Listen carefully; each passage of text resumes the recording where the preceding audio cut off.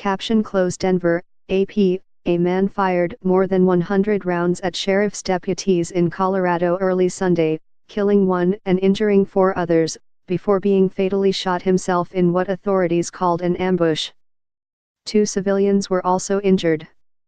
Douglas County Sheriff Tony Spurlock said deputies came under fire almost immediately and were shot very quickly after entering a suburban Denver apartment and trying to talk with the suspect, who was holed up inside a bedroom.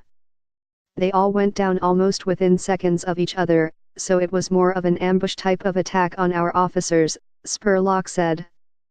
He knew we were coming and we obviously let him know that we were there. The Douglas County Sheriff's Office says that a deputy has died following a shooting in Highlands Ranch, Colorado. The Douglas County coroner identified the suspect as 37-year-old Matthew Reel.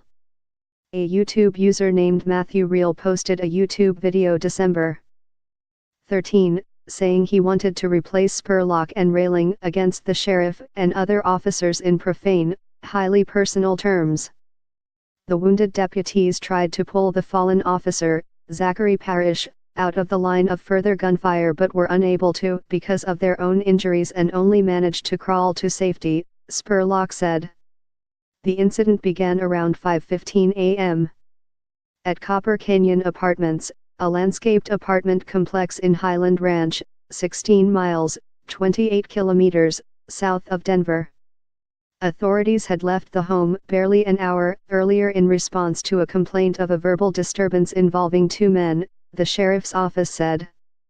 One of the men told them the suspect was acting bizarre and might be having a mental breakdown, but the deputies found no evidence of a crime. When deputies were called back, a man who had left came by to give them a key and granted permission to enter the home, leaving again before shots were fired. The suspect was just making a ton of noise and annoying everyone around him, Spurlock said. 4 officers, including Parrish, were shot from a bedroom around 6 a.m., forcing the retreat. A SWAT team entered the apartment at about 7:30 a.m. in an exchange of gunfire that left the gunman dead and another officer injured. Vera Cover, who lives in a building about 50 yards away from the shooting, was woken up by a phone call from her fiancé, Steve Silknetter, who warned her about what was happening and urged her to stay inside. Soon afterward she said she heard about 15 to 20 very loud shots fired over about 30 seconds or a minute. She sat on the couch with her cats and called Silknetter back before turning on the television to try to find out more about what was happening. I couldn't believe this was happening in our backyard, she said.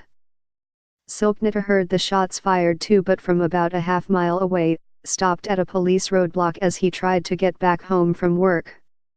Then he said he saw police in tactical gear speed past him in a pickup truck. Silknetter said he lived 2 miles away from the movie theater in Aurora, Colorado, where 12 people were killed in a shooting in 2012. He said he never would have expected anything like this in his apartment complex, where the only noise you might normally hear is children running around upstairs.